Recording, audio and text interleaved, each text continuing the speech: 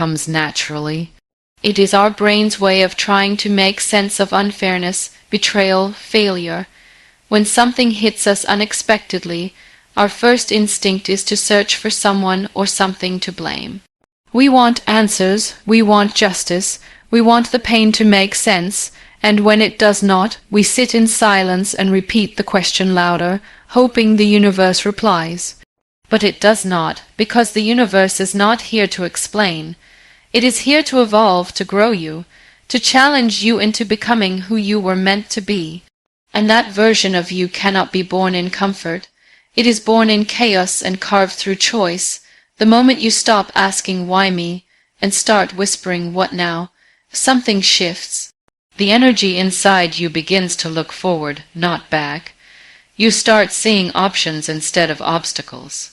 What now does not require you to have the full solution. It simply pulls you into the first step. Maybe it is making that one call you have been avoiding. Maybe it is writing down your thoughts so they stop screaming in your head. Maybe it is just getting up, showering, and reminding yourself that you are still here, still breathing, still capable. This shift in dialogue rewires your brain, because now, instead of being a victim of your situation, you are becoming an architect of your response. And architects build. They do not blame the weather when a crack appears. They look at the damage and redesign stronger foundations. Life will always throw things at you that feel bigger than you. It does not mean you are weak. It means you are human. But your power lies in remembering that your mind is not just a place where problems live. It is a place where solutions are born. And they are born when you start talking to yourself differently. The next time something collapses in your life, a relationship, a dream, a plan, listen to your first thoughts. If it is why me, it is okay, let it come, let it cry, let it scream, but do not let it stay. Invite what now to the conversation. Write it on your mirror, say it out loud in the car, whisper it before you sleep, make it a habit. Over time you will notice a difference. Not because your life becomes perfect, but because you stop waiting for perfect to begin again. You begin again anyway. And that is the difference between people who break and people who build. So the real question is not what happened to you. It is not even why it happened to you. The real question, the one that holds your future inside it, is what now? A problem magnified in the mind grows. A solution applied shrinks it in reality. That is how our thoughts work. They do not just reflect reality, they distort it. The more we think about a problem, the bigger it feels. It grows arms, legs, shadows. It multiplies in size, in weight, in urgency. Suddenly, what was a small inconvenience becomes a monster we do not know how to fight. The problem itself has not changed, but our relationship to it has. Because our minds, when left unchecked, are brilliant at turning a crack into a canyon. When we replay the problem over and over in our head, we are feeding it. We give it power, we give it voice, we let it take over conversations, moods, sleep. We walk around with it sitting on our shoulders, whispering fear and frustration in our ears. And the worst part, most of the time, the problem does not need that much attention. It needs action. One step, one decision, one brave attempt at doing something, instead of just thinking about it. There is a reason we feel exhausted when we overthink. Because our brain was not designed to be a storage unit for endless loops of worry. It was designed to solve, to move, to try. The moment we take that first step, however small, we begin to break the loop. The problem stops being this undefined, shapeless fear and becomes something we can interact with. Something we can touch, understand, fix. You do not need to know the full solution. You do not need to have it all figured out. But when you take even the tiniest action, the weight of the problem begins to lift, because now your brain is no longer trapped in the fog. It can see a little clearer, your heart can breathe a little easier, and even if the result is not perfect, you have changed something far more important, your direction. There is a kind of peace that only comes from motion. not from having all the answers, but from refusing to sit still in the middle of confusion. When you magnify the problem, it paralyzes you. When you apply a solution, any solution, it gives you momentum. It is like pushing open a heavy door. The first push is hard, but once it starts to move, the weight feels lighter. And so do you. Sometimes we do not act because we are afraid of choosing the wrong solution. But a wrong solution still teaches you more than sitting in the problem ever will. It shows you where not to go. It shows you what to try next. It gives you data, clarity, courage. The only thing worse than a wrong step is no step at all. Because when you stay stuck, the problem does not just stay, it grows. This is not about pretending problems are small. Some are huge, some are heartbreaking, some shake you to your core, but even the biggest problems need you to face them one piece at a time. Not in your head, but in the world, not in circles of thought, but in forward motion. You do not need to carry the whole weight of the issue at once. Just find one corner of it to work on, one piece to patch, one loose end to tie. That is how you shrink it. Not by wishing it away, not by analyzing it to death, but by doing something about it, however small. Every setback holds a seed of opportunity if you are willing to water it with courage. Most people run from setbacks because they feel like failure. They feel like proof that you were not good enough, not smart enough, not lucky enough. But if you take a deeper breath and a longer look, you begin to see something else. You see a hidden opening, a small door in the wall you were not expecting, and that door leads to growth, to lessons, to strength, but only if you are brave enough to step toward it instead of away from it. Courage is not loud. It is not about shouting your plans or acting fearless. Courage is the quiet decision to try again when nothing around you looks promising. It is the moment when you choose not to let a failed attempt define your entire worth. It is the voice inside you that whispers, "This is not how my story ends." Every time you face a setback, that voice is there. The problem is, most of us are too busy listening to the noise of fear to hear it. There are two kinds of people in this world when something goes wrong. One says, "This proves I should stop." The other says, "This proves I need to find another way." The second type does not have more talent. They have more willingness to look at failure and see feedback, to see redirection instead of rejection. They understand that just because a door closed, it does not mean the house is empty. Sometimes you just need to walk around to the side and find another entrance. Setbacks hurt. They can make you feel exposed, embarrassed, lost. But they also give you data. They show you what does not work, which is the first step toward finding what does. If you had never stumbled, you would never have adjusted.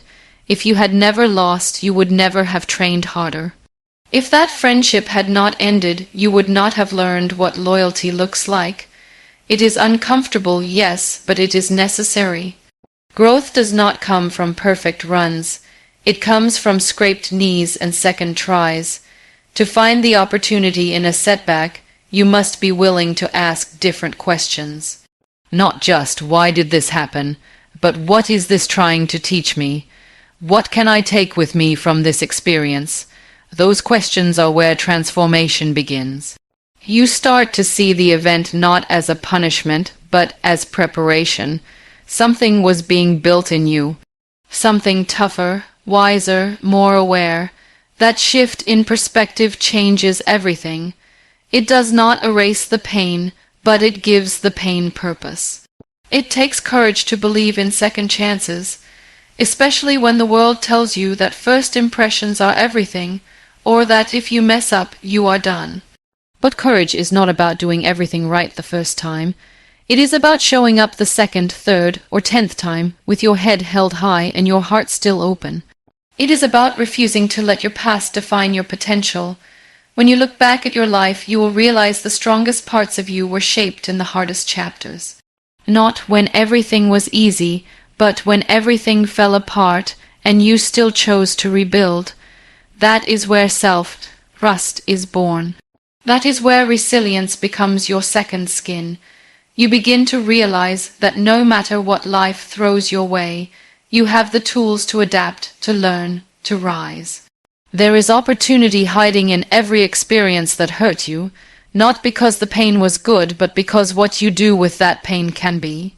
If you choose to water the seed buried inside that setback with courage, with consistency, with self-respect, it will grow into something powerful. It will become part of your story, not the end of it. A problem magnified in the mind grows, a solution applied shrinks it in reality. That is how our thoughts work. They do not just reflect reality, they distort it. The more we think about a problem, the bigger it feels. It grows arms, legs, shadows. It multiplies in size, in weight, in urgency. Suddenly, what was a small inconvenience becomes a monster we do not know how to fight. The problem itself has not changed, but our relationship to it has. Because our minds, when left unchecked, are brilliant at turning a crack into a canyon. When we replay the problem over and over in our head, we are feeding it.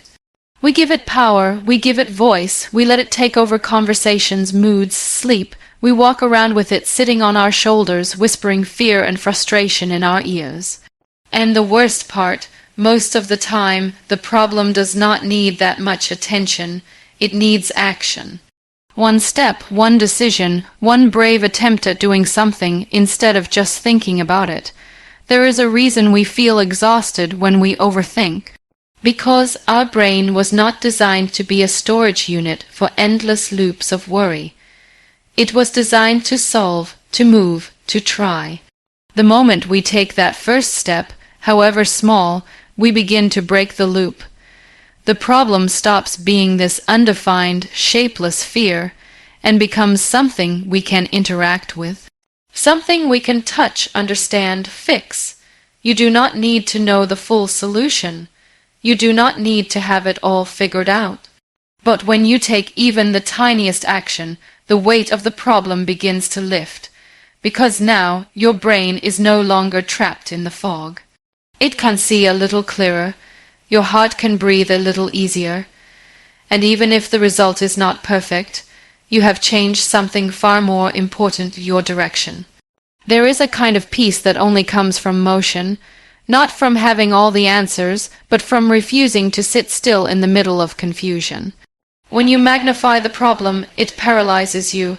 When you apply a solution, any solution, it gives you momentum. It is like pushing open a heavy door. The first push is hard, but once it starts to move, the weight feels lighter. And so do you. Sometimes we do not act because we are afraid of choosing the wrong solution. But a wrong solution still teaches you more than sitting in the problem ever will. It shows you where not to go. It shows you what to try next. It gives you data, clarity, courage. The only thing worse than a wrong step is no step at all. Because when you stay stuck, the problem does not just stay, it grows.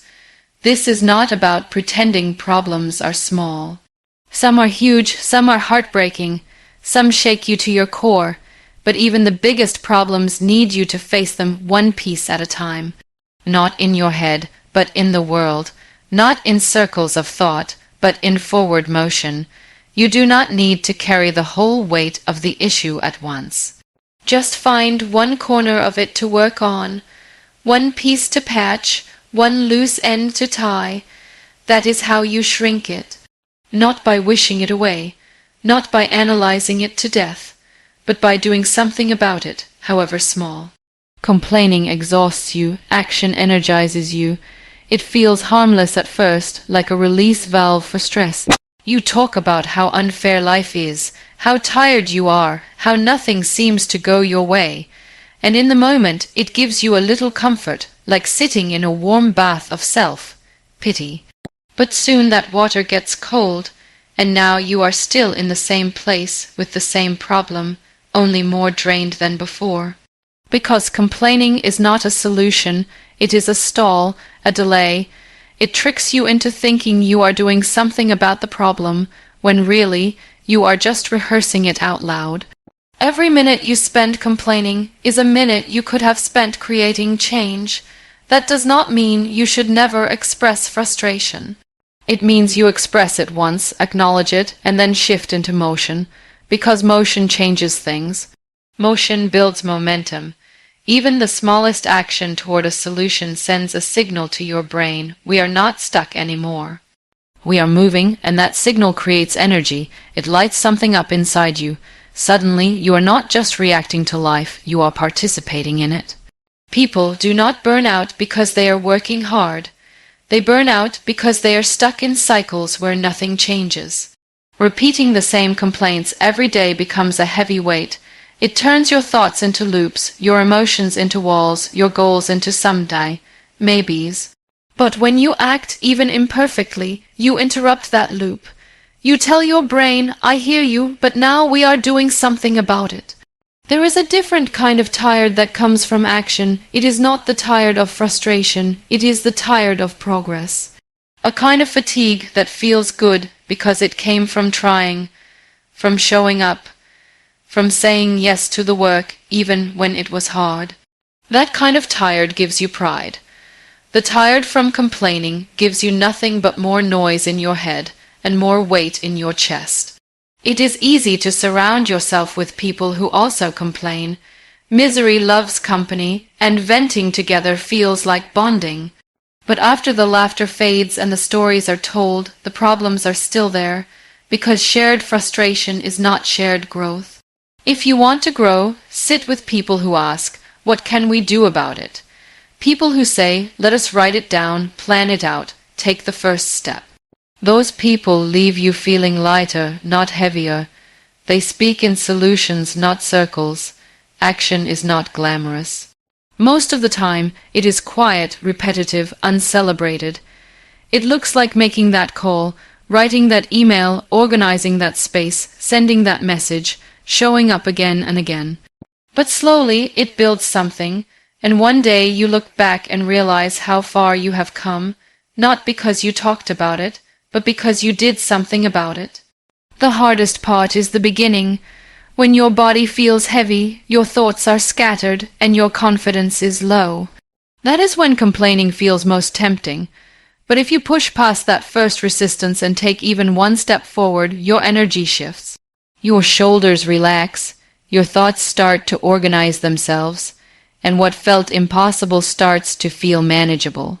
Not because everything changed, but because you did. Choosing action over complaining is not about being emotionless.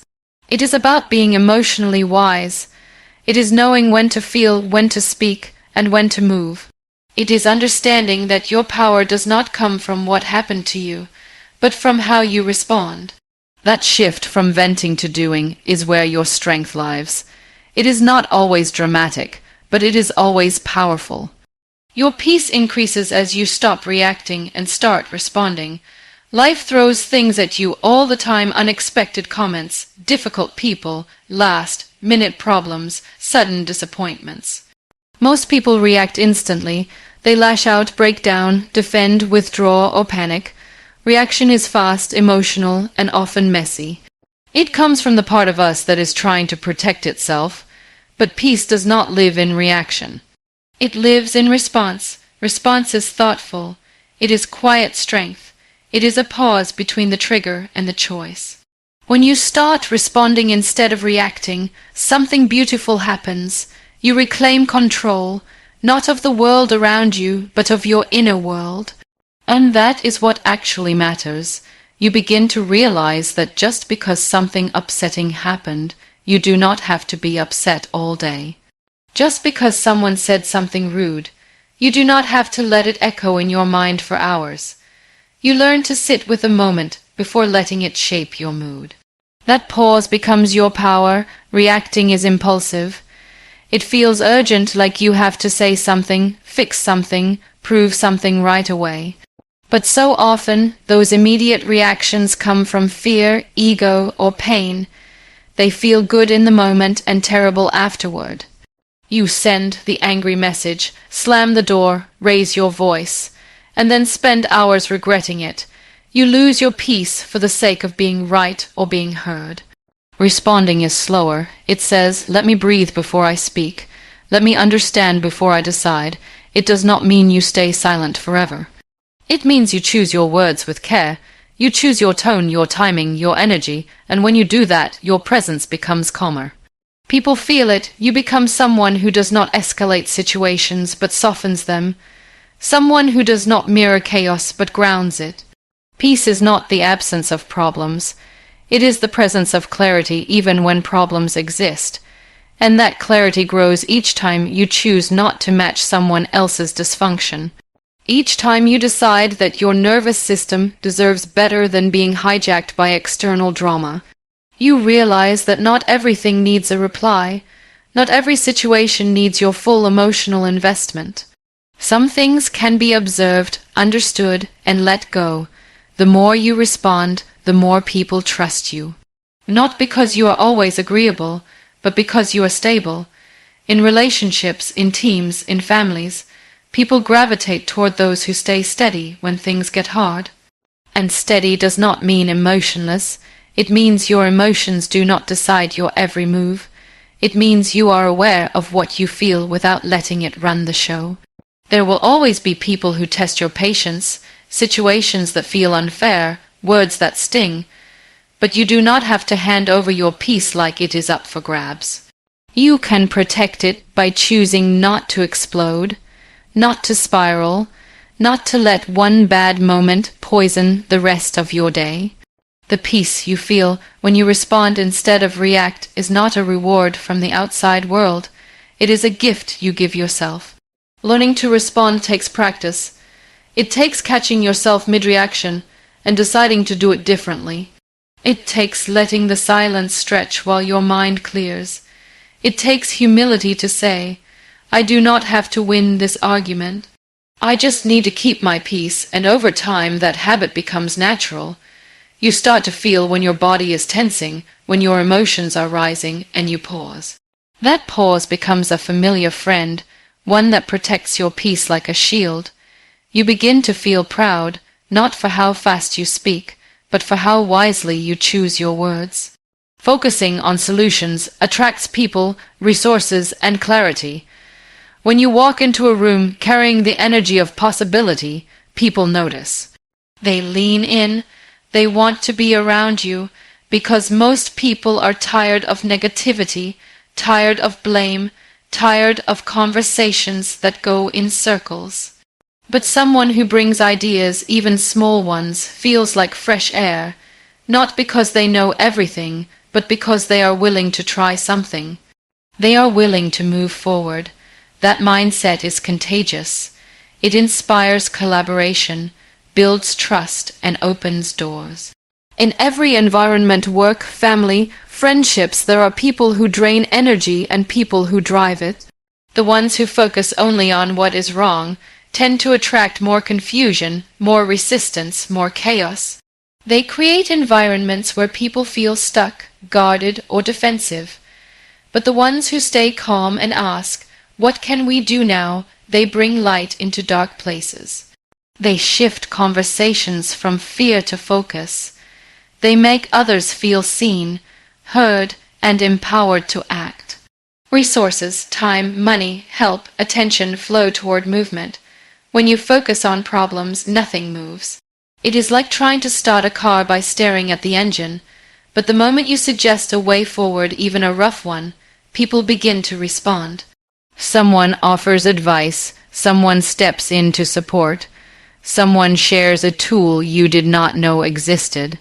Because action creates momentum, and momentum attracts opportunity. Clarity is a byproduct of motion. Most people wait for clarity before they move, but it often works the other way around. When you take a step toward a possible solution, your brain begins to see more clearly. You start separating what is urgent from what is noise. You stop spiraling in thoughts and begin building something real.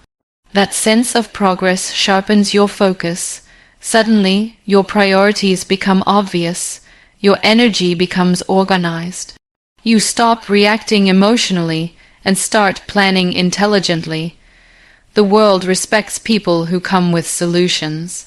Not perfect ones, not polished ones, but real, thoughtful, hopeful attempts to improve the situation. These people are seen as leaders, not because of their title, but because of their approach. When you bring a solution to the table, even if it is small, you invite others to think, contribute, and co-create. You do not just complain about the darkness, you light a candle and ask, who else wants to help? The more you practice solution-focused thinking, the more your own self-respect grows. You begin to see yourself as capable, creative, and resilient. You no longer feel helpless or bitter. You feel powerful not in an arrogant way, but in a grounded, calm way. You trust yourself more. You feel proud of how you show up. And that inner shift reflects in how others respond to you. Being solution-focused is not about ignoring the problem. It is about refusing to be consumed by it. It is about acknowledging the challenge and choosing to meet it with effort instead of despair. It is knowing that even small progress is better than loud frustration. It is training your mind to ask better questions, like what can I learn here, or how can I help fix this? This mindset does not mean you always succeed. It means you always grow. Every time you reach for a solution, you stretch your thinking. You open yourself up to new ideas, new people, new paths. You stop repeating the same complaints and start writing a different story. And that story becomes the one people want to read, support, and be a part of. Because energy goes where focus flows. And when your focus is on building instead of breaking, life begins to meet you with the tools, people, and clarity you need. Being solution-oriented is not about ignoring pain. It is about moving forward with it. Pain is real. It comes in many forms: loss, rejection, disappointment, fear.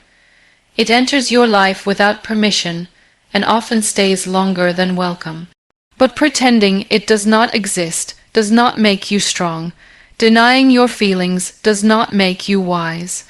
What makes you strong is acknowledging the pain, holding it gently, and still deciding to move, not because it does not hurt, but because you refuse to let the hurt stop your growth. Some people confuse positivity with numbness.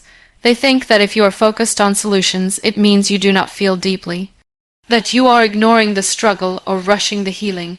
But real strength is in balance. It is being able to say, I am hurting and I am healing. I am struggling and I am searching. I am overwhelmed and I am still trying. This is not about pretending everything is okay.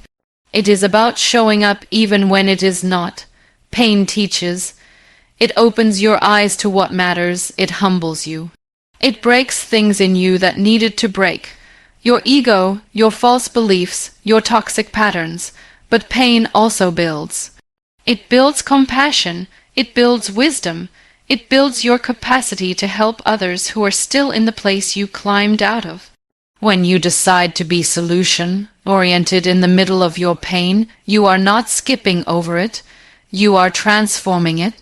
You are turning wounds into wisdom, and that wisdom becomes your strength. To move forward with pain does not mean rushing the process.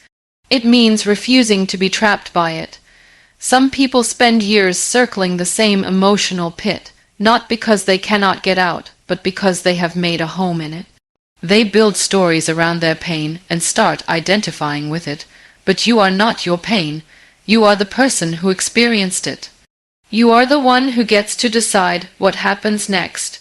Being solution-oriented in pain means asking different questions. Instead of why me, you start asking what now.